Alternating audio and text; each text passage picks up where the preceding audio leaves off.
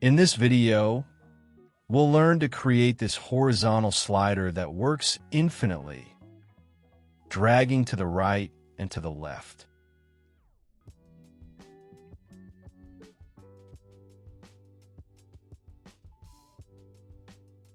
I'll press F on the keyboard, and on the Design tab, these options will appear. I'll choose the iPhone 13 mini, which will be a good size for us to work with. Now, I'll need a grid here to help with our slider. So I'll come here to Layout Grid. I'll click to add a grid, and on this icon, I'll click to change it from grid to columns. I'll increase the column count from 5 to 6, and I'll increase this 20 pixel gutter to 40 pixels. All right, now I can close it. Now I'll come here to the Shape Tools and choose the rectangle. I'll drag to create a rectangle that fits the grid spacing. The width is 317, and I'll set the height to 500 pixels. I'll also go ahead and add a 10 pixel corner radius. And now I'll drag it outside of our frame because we'll need to create more of these elements. So I'll press Alt on the keyboard, drag it horizontally, and Command D or Control D will repeat this action. We have 4 elements for our slider. Now I'll select all 4 and add an auto layout. This auto layout will allow us to change the spacing between elements, which is currently 19, and I'll change it to 15. Great. Now we'll need to add some images to our slider. So I'll go to Resources. Here in the Plugins tab, I'll search for the Unsplash plugin. I'll click on it and choose a type of image. Or, if you prefer, you can search for a specific type of image. I'll click on Animal, and to make it easier, I'll select the element I want to add an image to, and I'll click on the image to apply it to that element. And I'll add an image to all the elements.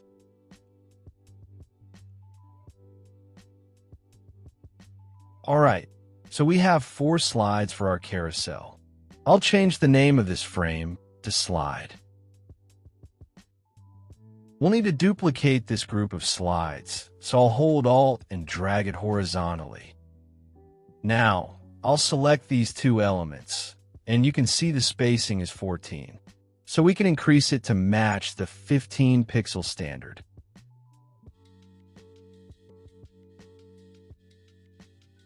Great. Now I'll select all the elements and add a component. I'll change the name of this component to Carousel, and I'll move it up so it's not in the way. All right. So now I'll go to the Assets tab, and I'll drag this carousel component into our frame.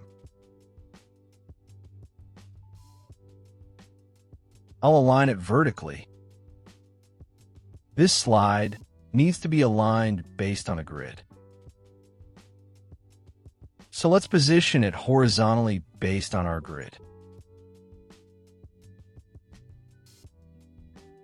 Okay, before we continue, it's important that this first frame of our carousel is this 3rd image slide.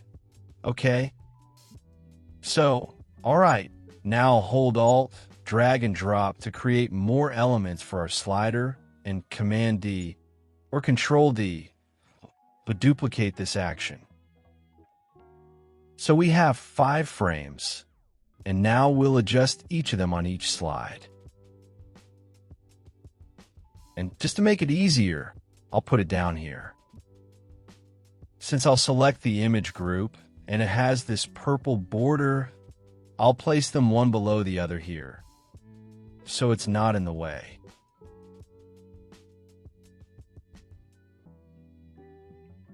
All right, so I'll start with this second frame.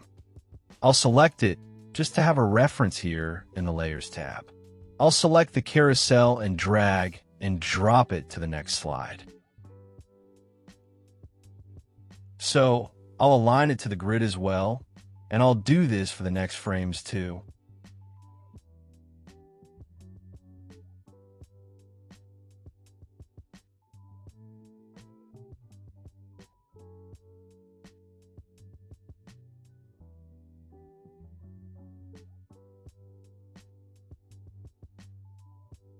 Alright, the idea is that when the user slides this carousel and reaches this last frame, it instantly returns to this first frame, so we can create this infinite slide.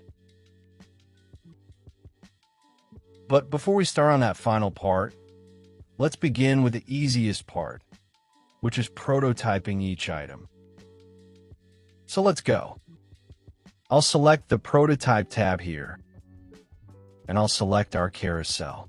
I'll drag from this plus sign to the second frame. On the interaction option, I'll change it to on drag. I'll set it to Smart Animate, Ease Out, and for the animation, I'll set it to 600 milliseconds. Alright, we can close it.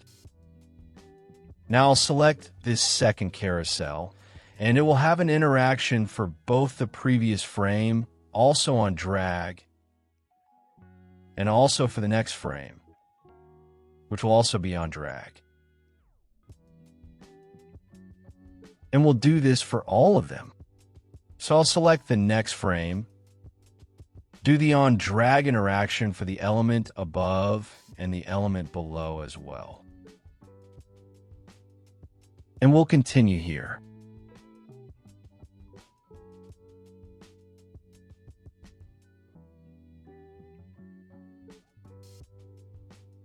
Now, on this last frame, here's what we'll do.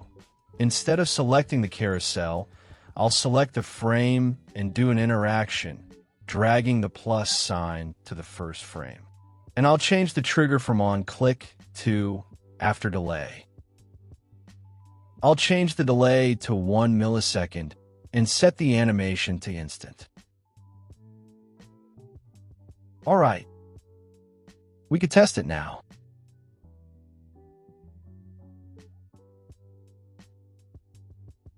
Now, when I drag to the right, it has this nice little animation, and it goes back and forth. However, there's a detail. On this first slide, the slide to the left doesn't work, right? So let's fix that. Only on this slide, it doesn't work to the left. So let's go back here, and I'll switch back to the Design tab. We'll need to copy this first frame. So I'll press Alt, drag and drop this first frame to here, and I'll move this carousel to the left and align our slide. So, what will the interaction be? I'll switch back to the Prototype tab again, and I'll do the following. If the user moves to the left, it will have an on drag interaction with Smart Animate and 600 milliseconds as well. But when it reaches this slide, there will be an after delay interaction to this slide here. So I'll change the trigger from on click to after delay with a 1 millisecond delay and instant animation. Alright, we can test it again now. Now, when I drag to the right, it keeps working, and when I drag to the left, it also works infinitely. Well, that was it for today's video. I hope it helped you. If it was useful, leave a like to support the channel, and be sure to subscribe to get the next videos. Thanks, and see you next time.